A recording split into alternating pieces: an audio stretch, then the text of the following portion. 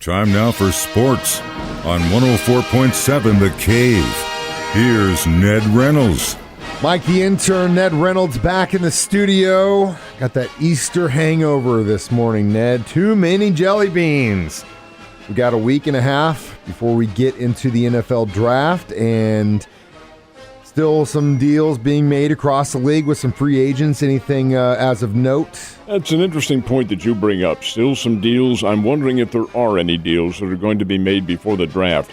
The Chiefs have a couple of their free agents still out there, and this surprises me a little bit. Tyrann Mathieu and Melvin Ingram, these are top-level pros. Now, they are older, I will admit that, but the fact of the matter remains that they're still unsigned, still can play, and are they going to come back to the Chiefs? There are a lot of determinations still to be made. Some word over the weekend that the Chiefs were thinking about Jadeveon Clowney. I think that would be a huge gamble because this guy's been injured significantly during the course of his career. Really good pass rusher, but I wonder if they really want to pull the trigger on something like that. So it may be that there are no free agent deals until after the draft, after the teams see what they're going to get.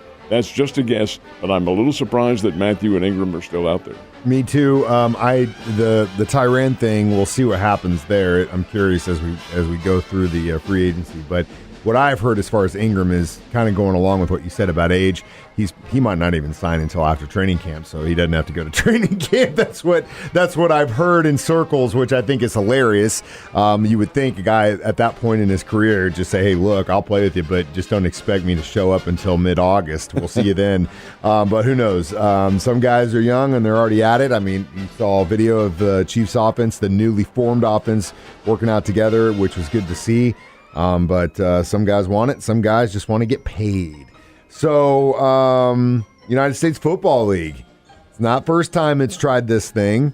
Your thoughts on it coming back? Well, this is the rebirth from the league that folded back in the mid-1980s. Same teams, same name, different philosophy, however, in this case. They do have a TV contract. I watched some of the games over the weekend, not entirely, certainly. It's as you might expect, it's several steps below the NFL, and it's not going to be the NFL. That's singular in its own right. But I think the USFL does have a chance. Now, this goes against my philosophical thinking of putting a sport out of season, and it is out of season. Football is not in the spring, but they being the backers of this, Fox, NBC, some of the others, the fact that football is so popular in America, they think they can make it go in the springtime. Well, it hasn't in the past. The one difference here is there is a year-long TV contract, so I think they'll survive this year. The teams are they entertaining? Oh, yeah, if you like football, I guess they are. The one caveat to all this is there's no traveling expenses. Wait a minute, how do you figure that? There are 8 teams in Philadelphia and New York and Phoenix and some of these other. No traveling expenses? No, because all the games are being played in Birmingham, Alabama. Every single one of them. Yesterday, as an example, Easter Sunday, triple header. They used 2 stadia down there. One is the stadium that's recently built for Alabama Birmingham football, and the other's old, decrepit Legion Field, which seats about 90,000, where Alabama Auburn used to play all the time. It hasn't been kept up all that much, but they're the 2 locales for all these games, all season long, and the playoffs. Is that going to work? Well, it certainly didn't with the first game that we saw yesterday, because if there were 200 people in that 90,000-seat stadium, let's put it this way, it was pretty empty. It's Easter Sunday, though. That's the other thing. That's another factor as well. And when the Birmingham team plays, well, of course, they'll have some crowds there. But they're not counting on the gate. The gate is not the big revenue producer. It's the TV money, and I think that's pretty much guaranteed. So I think it has a fighting chance. Anything different than the XFL? Some difference in rules, yes. The extra points, I think, are 3 points if you run them, and just a few little subtleties that the NFL is looking at and may adopt. Interesting. Well, I'll tell you right now, one area they're failing in, and that's marketing, because the first time hearing about this is from you this morning. So, I mean, it is what it is. You don't want to talk. You don't want. If you don't market it, no one's going to talk about it. We didn't even know about it. So we'll see what happens there. But they got their money from the TV network, so good on them. Last but not least, a lot of people were watching NASCAR this weekend. NASCAR is kind of unique in its own right. The Bristol Motor Speedway is not. It's right on the borderline of Tennessee and Virginia, and they battle back and forth as to who is really the owner of it. But anyway, they have gone to dirt. It's a dirt track, and dirt track in NASCAR is unique because most of it is on hard pavement. Well, this race that they had over the weekend was on dirt, big cup race and so forth, and those cars were, first of all, the dirt track was damp. Had a lot of rain back in the Martinsville, Virginia area, and the Bristol, Tennessee, and so forth and so on. So it was wet, and the cars were spinning and carrying on and so forth and so on. And as a matter of fact, when they got to the final lap, the leaders were all spinning around. Kyle Busch says, well, I'll just bide my time, roared right past all the spinning cars and got the checkered flag for the win. So Kyle Busch is the winner of the dirt track race at Bristol, Tennessee. And it's so fitting that this would happen like a tortoise and the hare situation on Easter. So it wouldn't be Easter weekend without a ton of baseball.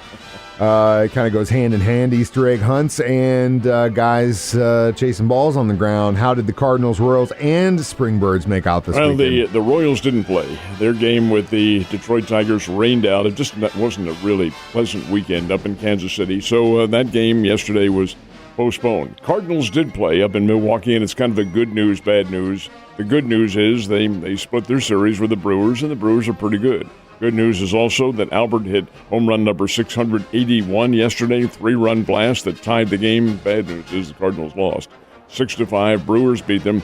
So the Cardinals pack their bags now and head down to Miami to play the Miami Marlins, their spring training camp partner. That'll be tomorrow night. As far as the Springbirds are concerned, well, they were down in Arkansas over the weekend. Did not play yesterday, nor will they play today. This is 2 days off now for the Springfield Cardinals, who have been playing every day since the season opened Friday a week ago. Well, the Springbirds closed their road trip down with the Arkansas Travelers by winning 4-0. So Springfield now has a record of 4-5. They're coming home to play Tulsa, and that'll be tomorrow night over at Hammons Field. Tulsa's the Los Angeles Dodgers AA Farm Club, and the Los Angeles Dodgers, folks, are arguably the best team in all of Major League Baseball. They are off to a blistering start. They're winning everything in sight. So is their AA team any good? It has been in the past. We'll find out. They come into Springfield to play the Springbirds, and that'll start tomorrow night. So I know you were at a couple Missouri State Bears games over the weekend. What'd you see? Well, we have a team going in one direction and a Drury team going in the other direction. The Missouri State Bears are in a dreadful slump. They lost all 3 games to Evansville over the weekend, and the Bears are now the only team in the Missouri Valley Conference that's winless. They are 0-6 on the year. They are 14-17 overall. Now, in all fairness, the Bears have some significant injury problems, and the injured players are key contributors to their attack. And to try to make some kind of an adjustment in your lineup, it's very, very difficult to do, especially at the college level. So the Bears do have time to regroup. They play Mizzou tomorrow night up in Columbia. That, of course, is a non-conference game. Then they go and play Valparaiso over in that Indiana community this weekend.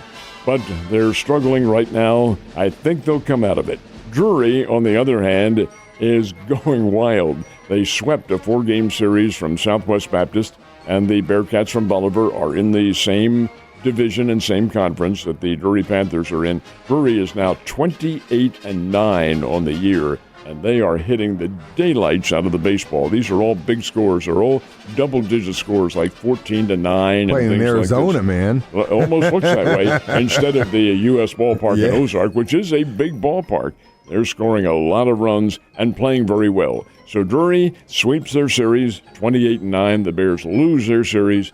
The week continues. And speaking of continues, obviously a lot of us celebrated a holiday yesterday, but the celebration continues in New England today. This is an addition to Easter because this is a special New England celebration called Patriots Day, and it doesn't just exist in Boston. It's the entire New England area that celebrates this. But the big event, of course, is the Boston Marathon, and they will run that today. Apparently it's going to be great weather for marathon running.